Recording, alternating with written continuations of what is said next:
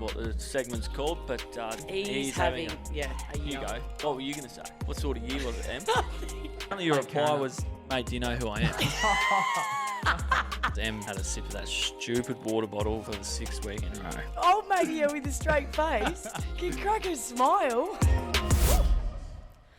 All right, welcome back to episode 2 of the Better Down Back podcast, powered by Jordan and Emma, because we still don't have a sponsor, and we will still bring this up in the intro if we don't get one soon. It's a Friday morning at Optus. The boys have just done a captain's run, and don't say I don't do anything for you, Jord, because I have brought you a coffee this morning. Yes. How are you feeling? No, I'm very appreciative of that. Thanks, Em. It's finally done something nice to me. Rather than put me down all the time, but that's all right. It's she actually didn't get let in the stadium, so it's gone cold, but nevertheless, it's At least I'm pretty not throwing commands at our media team to turn down the mic because it's too much for you. Yeah, well, when you got to listen to you talk, you don't want it too loud. You're walking away with a headache. Look, it's completely fair, but I would say we've started the morning off really well. You've obviously won the day with the captain's run, and I am so bloody excited for this episode. Yep. So we're going to just kick things off with you introducing the best guest I think we've ever had on Better Down Back. Yep, no, we have. We've moved heaven and earth. Schedules have changed all over the place, but it's all worth it for this man. The one and only Jeff the WIZ Farmer. Welcome, mate. How do you feel? Thank you. It's been a long time coming. I've been sitting back watching the backflips from the East Coast. You journey back home to WA as well, and then playing for the Mighty Dockers as well. So we're here. Like I said, anywhere I can help. Obviously, sponsors, make sure you get behind the crew here.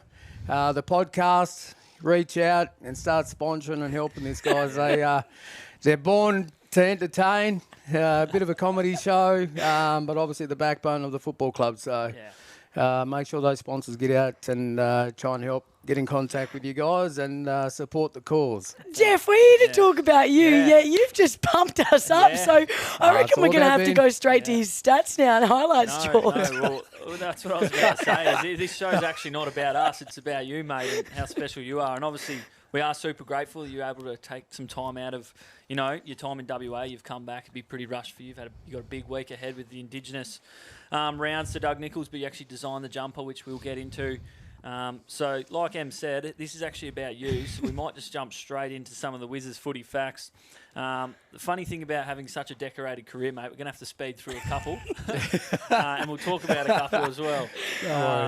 So you debuted for Melbourne in 1995, that's correct? Yeah, a long time ago. Yeah. Thank goodness we've got the first dot point right. Yeah. And then one goal of the year in 96 and 98. Yes. No, well, the homework has been done. Obviously, you must have been a very good student back in the day. Yeah. No, and then this is my favourite one. The grand final appearance in an All-Australian in 2000, the year I was born.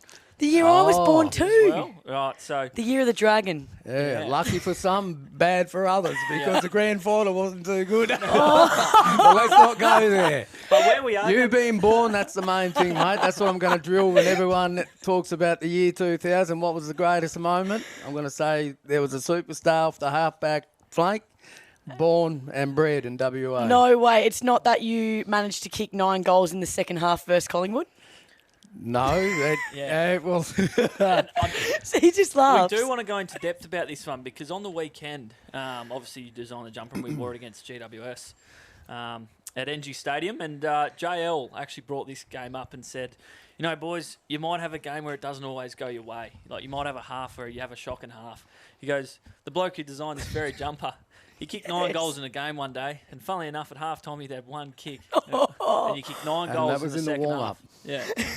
Yeah, so look, he actually filled me in on that, so I do already know exactly what went on in the pre-game. It's because he had to ask for your consent, Jeff. Well, that as well. You might have felt like he was stitching you up. Look, to be honest, it wasn't the greatest, I would say, first half and a half of the third quarter as well. Pretty much, I could not get near the ball. I had more touches in the warm-up than I did for that majority of the game.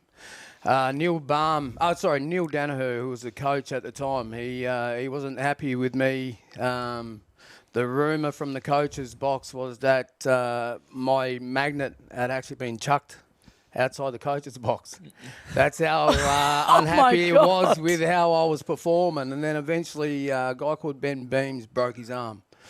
And, obviously they're trying to work out exactly, look, who do we got? Obviously then he's Chris Fagan, who was the assistant coach at the time. He said, look, you got the Wiz, he's on the bench, Oh, his magnet isn't here. Where's the magnet? He said, we chucked it outside.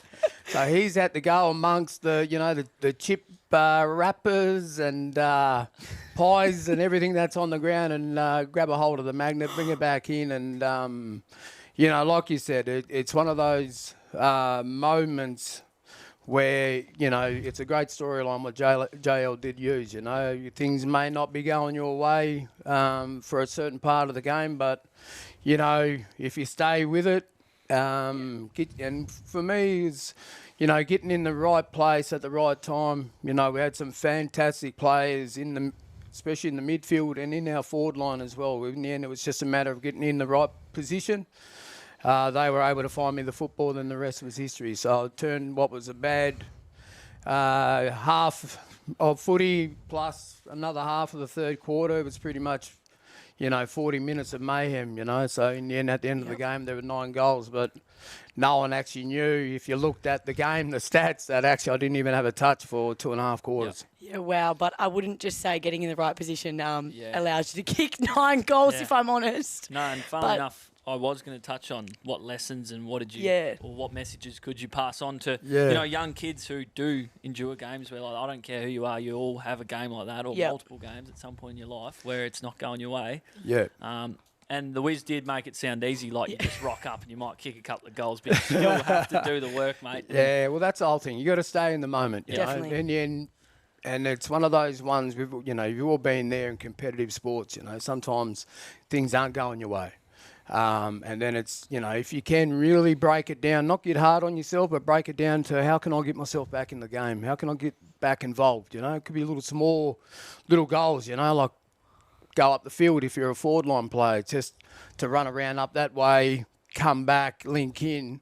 You may get on the end of a couple that gives you the chance to get that confidence going, And then obviously, the confidence of being able to get in around the football, that leads in the end to opportunities either for yourself or for your teammates. Definitely, and obviously we will touch on more of your accolades as well, Jeff, but just bringing it back to that point in itself, I think you mentioned moments a few times, and I think in footy, as you mentioned, you want to capitalise on that moment when it happens.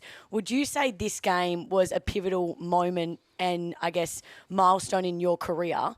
And if not, are there any other moments that you've experienced that you want to touch on that, I guess, provide a lesson to other people watching on? Yeah, look, I think, first and foremost, my footy story of being able to get into the big time to begin with. Look, I'm originally a country boy from a small town called Tambalup. Obviously I had dreams and aspirations of playing in the big league, but, they seem so far away, so distant, but with a lot of family support, a lot of commitment and dedication, and then obviously the opportunities falling my way. I was very lucky, very blessed, to be able to play rep footy for WA, state schoolboys, and then Till Cup the next couple of years. That sort of gave us a bit of exposure, but I was actually still playing in Tambalup, and we've only got under 13, so you could play until then, and then eventually you either had to travel out of town, 40 Ks, either to Katanning, Kogan, even Noangra, to continue playing under 14s or under 15s and maybe Colts. Whereas if you stayed in Tambalup, next step for you after under 13s was to play reserves and seniors against men. Yep. So, as a 13, 14-year-old, I'm actually playing against men. The fortunate thing for me is Tambalup was pretty much a team of family and friends. It's a farming community on the outskirts, but obviously everyone knows each other, generation to generation. For me, it was just that opportunity of being able to, I think that pretty much upskilled and quickened my experience of, playing football, playing against big, strong men. Love it. You had to adapt. You learnt very quick, especially country football. Yeah. Very rough and tough. No prisoners taken. Learn a few behind the ball tricks. Yeah. But you learnt very quickly, so I think that sort of really held me in good stead going forward. For me, back in the day, Fremantle were just coming into the league, so they had the opportunity to start their team with draft picks, trade opportunities as well. So they had a lot of ex-Sandgropers, WA boys that are playing on the East Coast that actually wanted to come back home and play under Jared Neesham. A lot of them actually played with Claremont, which was Jared Neesham's original team that he coached. So there was a guy called Phil Gilbert who is actually a Mount Barker boy. He was playing at Melbourne at the time. He wanted to come home. So I had a few phone calls from a few clubs. Fremantle, spoke to Fremantle, but Melbourne were the actual main club that actually came over. Neil Baum, Richard Griffiths, the football manager. We had a meeting at South Fremantle headquarters. And then pretty much I walked away. They said, look, go and have a coffee with your father and my uncle. They were my managers at the very beginning, they sold me short. Love so it. if you're watching this podcast, you owe me some money. Dad too. But in the end, for me, it was just, look, I may not get this opportunity of being able to play in the big league. These guys are serious. They're coming over, offering you a contract and an opportunity too good to refuse. So we ended up going back there and I said, yep, I'm going. So the rest is history. I did. So, you watch, you dream about playing in the big league. You watch these guys continuously on TV, and then next thing you know, you're training with them. So cool. So these guys that were playing, genuine greats of Melbourne Football Club, and then also some of them are Hall of Famers in the AFL, So Jim Sines, Gary Lyon, Todd Viney, these sort of blokes, next thing you know, you're actually playing with them, Neitz and Swartz, who were, future superstars.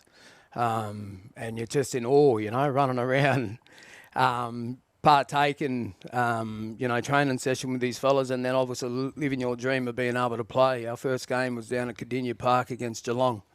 And no matter what happened, obviously the result didn't go our way. I was lucky enough to be able to get a couple of goals. One didn't get counted, but I made a beeline to shake Gary Ablett's hand. That was the one goal I had to make sure before I walked off the ground to be able to shake his hand, because in my eyes, he's one of the greatest footballers to ever play, and my cousins are mad Geelong supporters, so that was one thing I had on them when I rang up and told them, just touch God's hand. So, obviously 14 years, it's been fantastic, a lot of great memories, a lot of great highlights, but like I said, the one great thing about, both football clubs in particular for me is, you've been retired for so long, but the love is still there. They want you to be a part of, functions, game day, anything. And in particular, my family as well, getting them involved. So that's the real great thing that I love in particular about, the opportunities, playing while I did, I loved our supporters.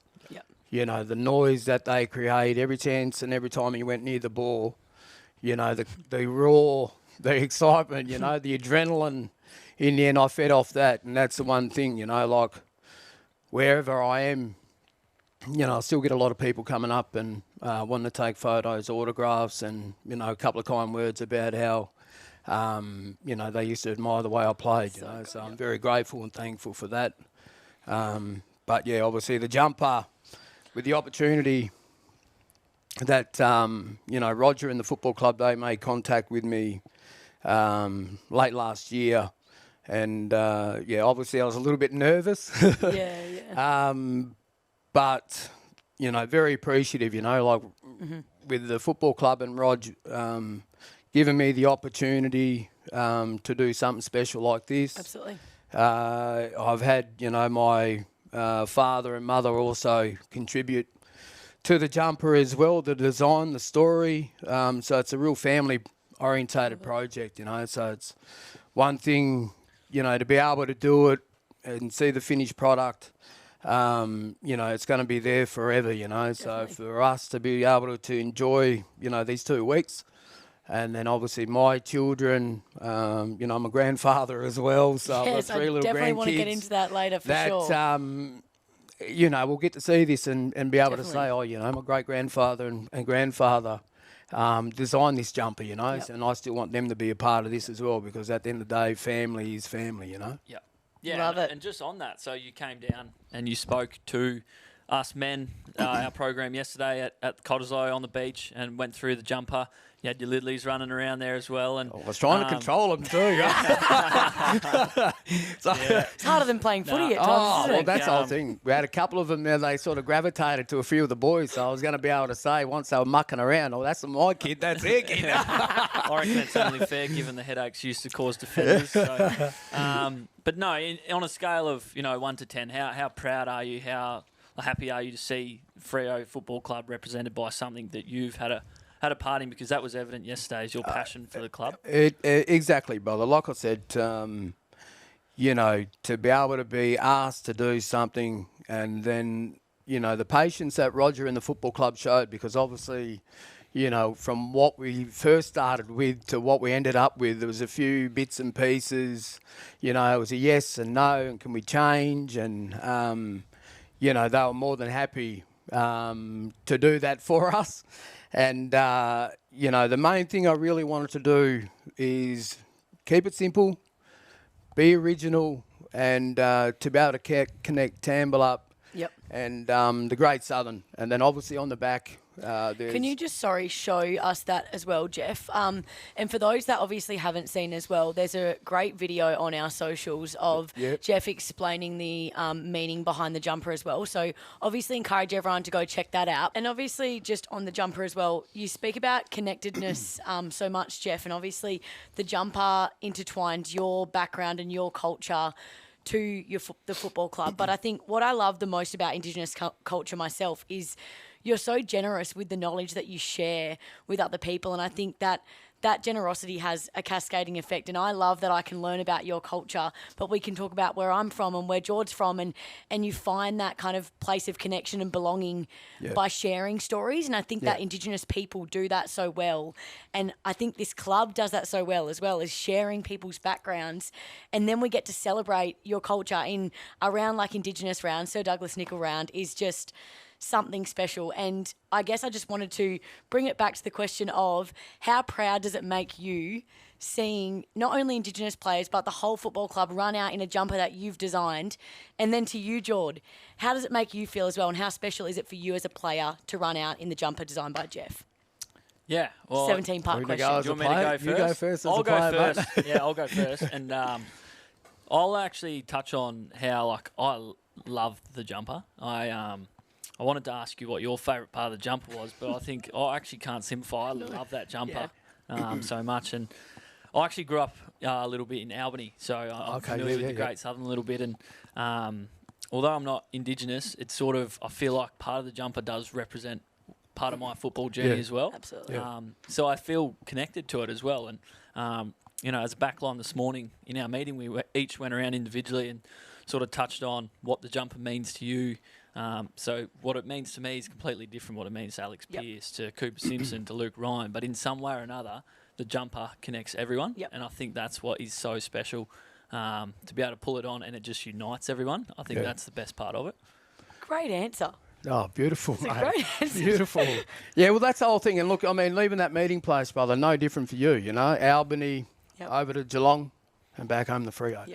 You know, so it's all about just, you know, for me, just being able to tell my story.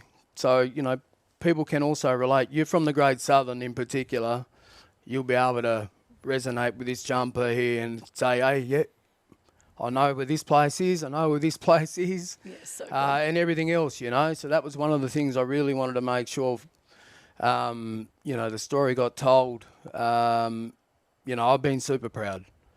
You know, the way the boys went out and played last week in particular. You know, we talk about culture, we talk about respect, we talk about pride. You know, they ticked all those boxes. Yep. You know, and having a little chat with them yesterday, you know, living on the East Coast, you know, I tried to keep in the know of what's going on with the football club, you know, with playing. And, you know, I sort of spoke about, you know, sometimes a season is like a roller coaster. You know, it's with good, bad, positive, negative, you know, but you've just got to ride that up and bumps and just, you know, stay thick, you know, stay united, committed to the cause, because the balance that they have, you know, they tick all the boxes in every single, you know, spot from back line, midfield to forward.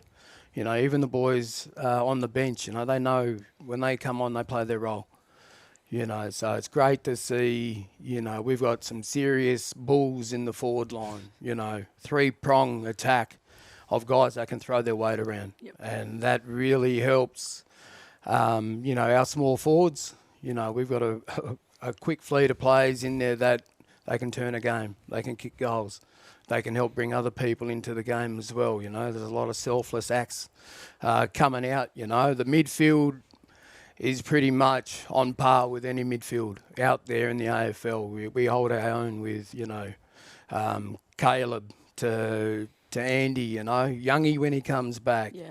You know, we've got a ruckman that runs around like a midfielder in Jackson. You know, Darcy when he comes back.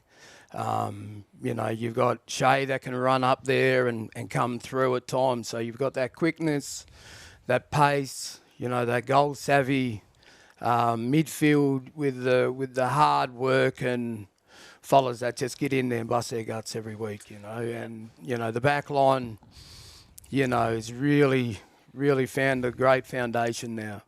You know, you've got your big key backs with Pierce, Cox. Jordan's waiting for a shout out. No, well, the whole He's he's back. He is the quarterback. So you know he brings pace. Yep. You know he brings that link up. Yep. In being able to get that ball forward. You know when the ball's in his hand, he runs. You know utilises his pace. You know, and then obviously the kick that he has. It's you know when he's on the run, on the fly, and then when he kicks, that's almost a 100-metre gain. Absolutely. You know, so we've got a great Mix. there that, you know, on your day, like you showed last week, we're capable of beating anyone. Absolutely. And there's no reason, I don't want to put the mockers on anyone or any pressure. And the good thing is I can say what I want to say because I'm not playing. But Yes. there's no reason why this team can't play finals. Yeah, well, I'm going to cut you off there, Jeff, because you've gone off again and started speaking about the team now. When we want to hear about you and your teammates that you played with. It's all about love and passion, see what I mean? It's all about today. I absolutely love it. So I suppose you spoke about, obviously, the role players within our team now. I want to hear about your role back when you played, but also some of the teammates you played with as well and the versatility that you had. I'm just going to bring up one example, and that is that you came runner-up in the leading goal kicker to PAV in 2004, 2005, and 2006. Did you ever wish that he'd just give you one? But then as well, I would love to know how it was, your relationship with him when you were playing as well. Yeah, look, and the thing with Pav, he was so versatile. He's one of the only players I think that has been given or rewarded an All-Australian in all positions, from a back line to midfield to a forward, you know. So, you know, he was one of those players you wish you had three of because you'd cover all areas, you know. But the opportunity to play with Pav, he was really starting to make a name for himself, you know, as a real dangerous key forward for us.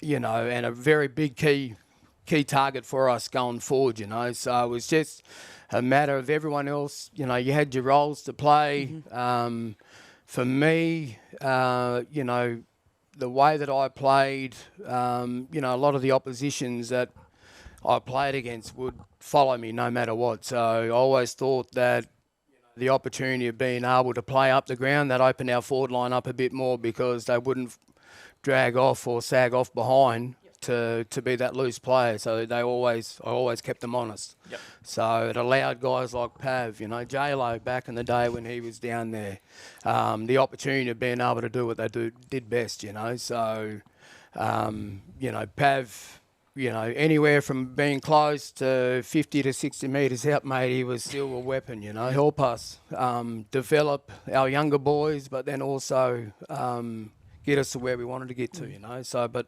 over time, we were able to trade, we were able to get, former WA boys back to the club. We were able to attract other key players from opposition to be able to come and play for us. It was great times. We had some great moments, great games, great wins. 2006, we were really humming. We were up and about, especially in the back end of the season. We'd won 9 games, and then going into the finals, we really displayed some great football. Got to a prelim, played against Sydney, and sadly it just didn't turn out. Whenever we sort of were able to get momentum, get close, they were able to kick another goal to give them that gap again, But I really do believe if we would have been able to get past them, there was a fair chance that we would have been able to do the job against West Coast. But it's all about what ifs. It is. We can't live like that. So No. Yeah, well, for anyone listening, it's some great messages that you've shared there. One I love about you is how selfless you are, how passionate you are. But yeah, one of your key messages yesterday was not about the what ifs, it's about the what nows. Love that. Which is a great way to live your life. For anyone listening, that's probably one of the best messages I've heard anyone say, and I definitely love that one. But you spoke about 2006, and unfortunately, not long after that, your AFL career ended in 2008. You hung up the boots on 249 games, 483 goals. That's one hell of a career. Just short. I was just about to say, I'm like, can I be the devil's? Look at my voice. I'm that passionate. I've broken my voice. Can I just say, you're called the Wiz, yet you couldn't whip some magic together for one more game to make it 250. Yeah, well, look, the way I look at it is that... the glass is half full. Yeah. But there was plenty of opportunities. Sadly, if I'd have been a bit more... well, what could you say? If I didn't get suspended, it's probably the best way to say. If I'd have kept my cool and calm, I definitely would have probably got that one game I needed and 17 goals to be able to get that 500. But, for me, people dream about just playing one game. Yeah. So I was very fortunate to be able to play It's 249, play for 14 years. People would love to get on this football field or wherever they're from, whatever oval they dream about, to be able to get on there and play and to be able to kick a goal, It's amazing. I was lucky enough to be able to jag 483. And no doubt the way you've spoken, how selfless you are, you've given off about 250, I reckon, as well. How many assists? Well, I did one right in the goal square one time. I was hoping to get it back. Yeah. But, I did hear a great story from Paulie Salas just before, actually. Yes. You're going to bring it up now? He could have had 484 goals, I believe, Wiz. One day he was coasting into the goal line and was run down in the goal square holding the ball. And Paulie's run a drink bottle out to him and he goes, "That wasn't holding the ball, was it?" Always for mentality, see? Always debatable with the umpire. But you probably had to blame the umpires if it was gone. Look, obviously I must have thought dirty. I was like, home and hose, easy goal here, not to be. Is that true, or is Paulie... Oh, look, it would not surprise me. Sadly, in the end, I was probably pointing to the crowd before I'd holding the ball up. That is great. And I guess just we have got a few more funny stories here. Yeah. This probably links in a little bit as well. So the story of the infamous derby in London that wasn't televised. You kicked a goal and then to celebrate, you jumped into the stands and clapped yourself. Is this true? It is. I don't know who's been giving all these stories up. But look, we'd actually played... We'd gone over there twice. So we'd actually played Collingwood one year, and this time we actually went and played West Coast. So it became a game of, friendly fire at that stage. But it was a competition on who could do the best goal celebration, you know. So anyone that was getting goals, you know, we had the archery get pulled out, and people giving a high five to the crowd on the fence line, and then I was like, oh, well, if I get I've got to one-up this. I've got to one-up it. I am going to, yeah, exactly, tick all the boxes and win this hands down. So I was lucky. Look, to be honest, I always say I mean to kick goals, but to be honest, this was a jag. Hard on the boundary, and I've just kicked and hoped, snapped it, and it's actually gone through. So then in the end, the excitement, I've just jumped straight over the fence. Like, there's a lot of expats over there that represent, you know, have the club that they support. You know, obviously there's a lot of WA expats at, you know, Fremantle, West Coast, and jumped over and then started clapping. You know, the boys all come over laughing. The guys that were next to me, you know, they're loving it as well, drinking. And then obviously got back over safely. And then not too long after that, the blood spilled, and the brawl. The big famous brawl happened over there, and then there was people going into the coach's box, and oh my goodness, it was all happening. You would have tried to jump the middle and stop everyone from blowing. My buddy and me and Daniel Chick actually played rep footy Teal Cup together, so we've known each other for a long time, and by this stage, we're in the forward line. So this has happened sort of in our back half. So me and him have just looked at each other while the brawl is going. People are running left, right and centre. And we just looked at each other. Don't worry about it, brother. That's so good, the mediator. So obviously another great story here is, and you've mentioned you live on the East Coast, and we just happen to be there every second week almost, and doing a few captain's runs, and you've been known to sneak off site, your construction work or your job. Alleged. Yep, and come and watch the Freo captain's run in Melbourne. Is this true? And we do have mail that you might have been caught on. I did. TV. So we tried to. So the 20-minute smoko turned into an hour and 30 minutes. It did, and the boss was wondering where we were. The phone was blowing up. We ended up having to tell a bit of lies, but sadly it didn't work because they saw it on TV. But I worked on, obviously, in construction on the rail in Victoria. The Metro Tunnel sort of coming towards the end, but it was really up and about. But the boys were down in Port Melbourne doing a training session, and there's a real good mate of mine. He'll be watching this, so Dean Disco Campbell. There you go. I've given you another mention. But he's a fanatical Freo supporter. He's a Traralgon boy in Gippsland area. All his family are Essendon and Hawthorn. And the reason why he became a Fremantle supporter was his favourite colour was green.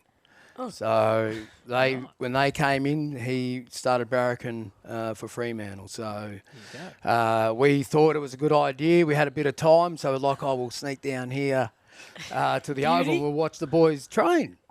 So everything was going all right, going to plan, because we got there, and then the boys are out. So we snuck up into the grandstand.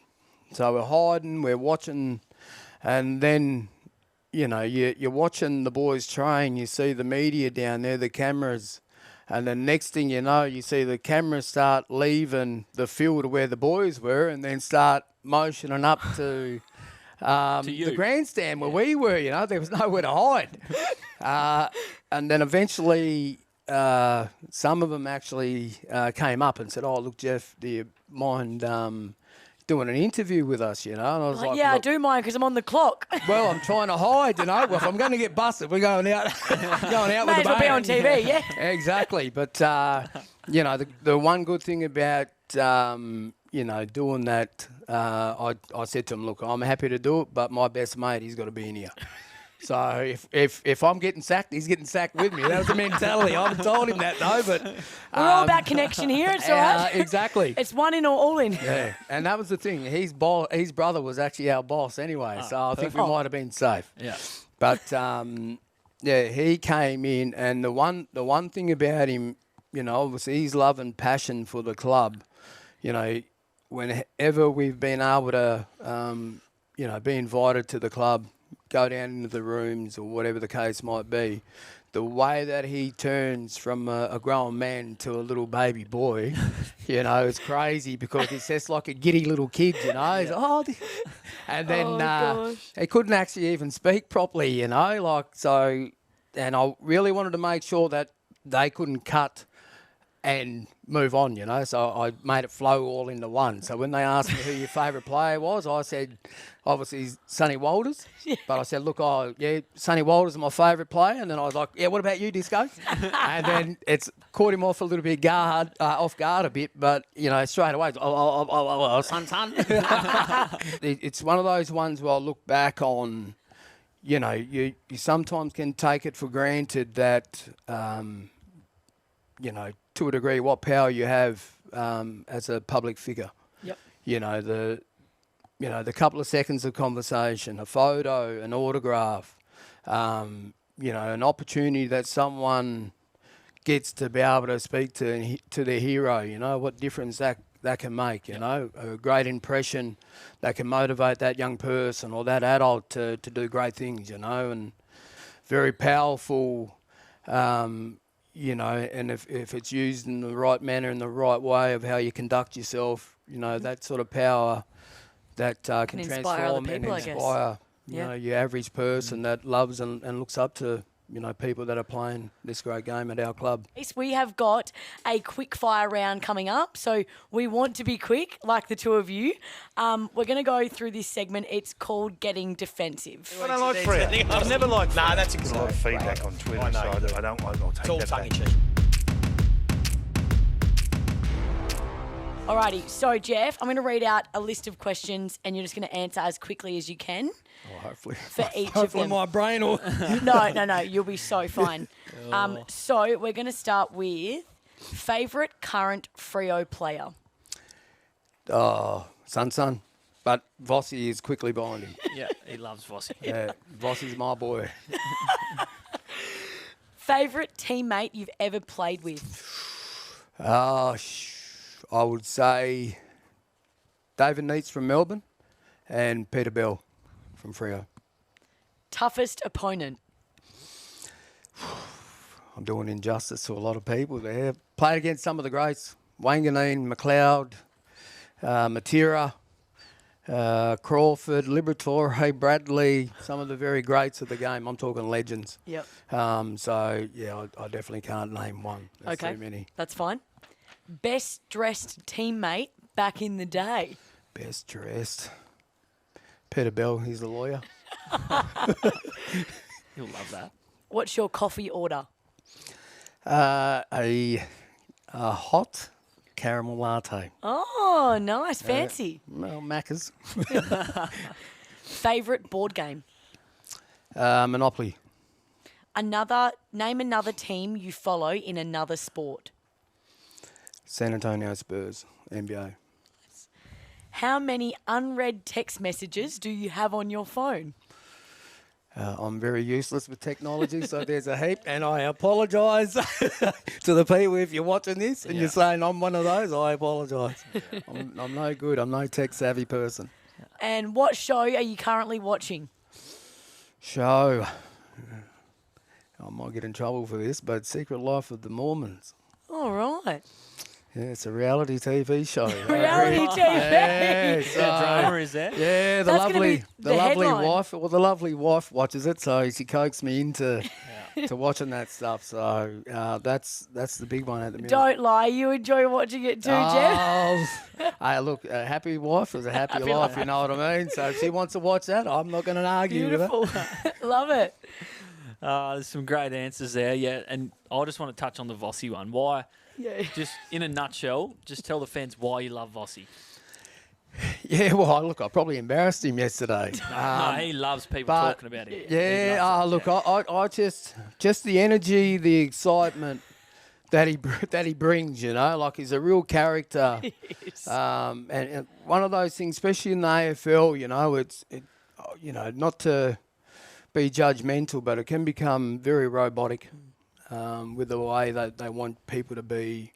So the characters have slowly worn thin, So to be able to have someone like him who he's so unpredictable, You know, and like I said, he's a big bull. He's a big boy that can throw his weight around. The man of people who try and tackle, you know, he's like a grizzly bear. You know what I mean? He just throws them like they're rag dolls. And, you know, obviously kicking goals and then the celebrations as well, even when he doesn't kick goals. That's what I love as well. Exactly. He ran the opposite way the other week. Yeah, well, that's... And it's funny because... like it's a little bit different, but I played with Russell Robinson, and he was very similar. He's an excitement machine, unpredictable, could do anything, and then his celebrations were crazy. Yep. And I still remember one of them. He kicked the ball, and I'm running back into the goal square. He's kicked the ball on the far 50-metre line, and I've watched the ball sail over my head, go through the goals, and I've turned around, and by the time that's happened, he has galloped from one side of the 50-metre line all the way to the opposite side. And, oh, my goodness. But, you know, stuff like that there that, you know, I love the characters of the game. And Vossi in particular, he ticks that box, you know. It half sort of reminds me of me, you know. You fed off the football, off the crowd, you know, the energy that they brought, the excitement, the roar whenever you went near the football, brother, you know, and it's one of those things. That's what I love, you know, when you see a big man playing like a big man, you know, it's awesome to see, you know, and that's what I say. He's a character. Love it. And hopefully he continues, but I really want to say to him, just be careful with your celebrations because he's got a bit of a habit of hurting our own players. And hold him, he's poking blokes in the eyes. He's cutting blokes up here with the bleeding, and he's leaving people left, right, and centre in his wake. But no, I absolutely love the way he plays, goes about his football. So you know, obviously Son's number one, but eventually when Son decides it's time to go, Vossi will step in and fill that void. Yeah, it's funny you mentioned Vossi hurting blokes. I think that game he got JT in the head was late in early in the fourth quarter. I come forward to make a spoil, and I just feel this thing clobber me across the head. And I'm it's like, him again. I get up off the ground and turn around, and off he goes jogging off. It's just like, of course it was. Yeah, of course it was him. Yeah, well, it's even that one there where Reedy has kicked the goal. He's celebrating over this side, and Vossi's over the other side celebrating with whoever it was over there. I didn't know who it was. His shadow. God. I kind of love it. Hopefully we see it again this weekend. Yeah, and obviously this weekend, significant round. We get to take on Yarrapulti on Saturday night. What are you expecting firstly, Wiz? Yeah, look, I think the main thing is a team that's going to come ready to play. Yep. You know, obviously they would be disappointed with their result last week. They were really shown and taught a footy lesson. And the media in Adelaide are very similar to the media here in WA. They're unrelenting and they're like sharks, you know, swimming, tasting blood. So they will come to play. They'll be looking to prove a point. And, you know, the one thing that we've got to make sure is that we're ready to go, you know, from the very beginning, because they're going to throw everything at us. They get an opportunity and then they catch us napping. It's going to be very hard, especially, like I said, with them, you know, getting dealt a lesson last week. So, but I've got full confidence in our boys, especially after last week. But I think they really now know that, you know, they're capable of, you know, when they put 4 quarters together, they can beat anyone. Absolutely. So we'll be looking up in the stands and looking down with pride, and hopefully, you know, they play like they did and get the result, you know. So it'll be great, a good flight home for me, knowing that the boys done me proud again. Yes, absolutely. So get to Optus at 6:10 this Saturday to watch the boys take on Yarrapulti in Jeff Farmer's jumper and bring some Jeff Farmer energy, because we need all the support to get the boys over the line. And do yourselves a favour if you already haven't, and go and buy one of these jumpers. Yes. Go and buy the jumper, sell them out. They're amazing. You won't regret it. It's one of those jumpers that you'll fall in love with, that's for sure. So do the great man a favour, buy his jumper, and make sure there's none left on the shelves. And listen to the podcast. See you next week. And don't forget the sponsors as well. Yes, there we go. Make sure. We want that phone burning off the hook, please. I need a sponsor.